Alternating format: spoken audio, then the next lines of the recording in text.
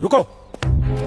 जूते के साथ तुम सिर्फ मिट्टी नहीं, बुरी शक्ति अंदर ला रहे हो। लोग इसे परंपरा समझते हैं, लेकिन असल में यह शुद्ध विज्ञान है।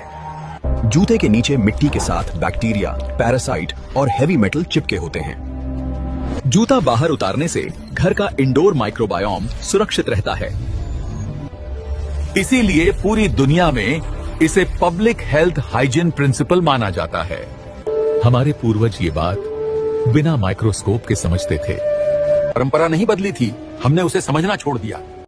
रुको, पानी खड़ा होकर मत पीना। ये कोई छोटी आदत नहीं है। ये वो गलती है जो रोज रोज शरीर के नेचुरल बैलेंस को चुपचाप बिगाड़ देती है। खड़े होकर पानी पीते ही पानी सीधे नीचे गिरता है। न पाचन को समय मिलता है, न नसों को संतुलन। खड़े होकर पानी पीने से शरीर के अंदर की हवा तेज और अनियंत्रित हो जाती है और यही असंतुलन धीरे धीरे बीमारी बनता है।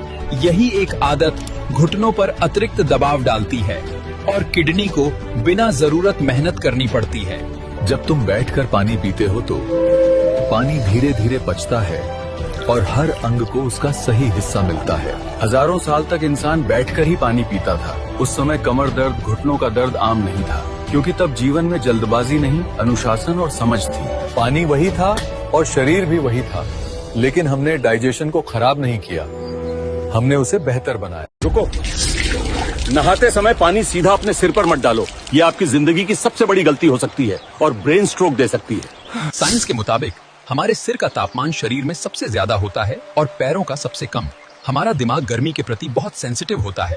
जब हम सीधा ठंडा पानी गर्म सिर पर डालते हैं तो थर्मल शॉक लगता है। दिमाग की बारीक नसें झटके से सिकुड़ जाती हैं, जिससे ब्लड प्रेशर बहुत तेजी से बढ़ता है। यही कारण है कि दुनिया भर में सबसे ज्यादा हार्ट अटैक्स और पैरालिसिस के केस बाथरूम के अंदर ही देखे जाते हैं। खासकर सर्दियों में ये गलती जानलेवा है।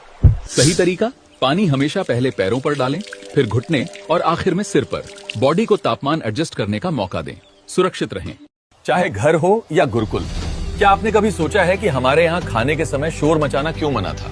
मैं आपको इसकी असली वजह बताता हूँ। बुजुर्ग कहते थे चुपचाप खाओ, खाना नाराज हो जाता है। हमें लगता था ये डांट है, असल में ये शरीर की चेतावनी थी। जब इंसान शांत होता है तो शरीर लड़ाई की हालत में नहीं रहता, सांस धीमी होती है और पेट अपना काम शुरू करता है। आज साइंस इसे पैरासिम्पैथेटिक मोड कहता है, यानी शरीर खुद से कहता है अब भागना नहीं, अब पचाना है।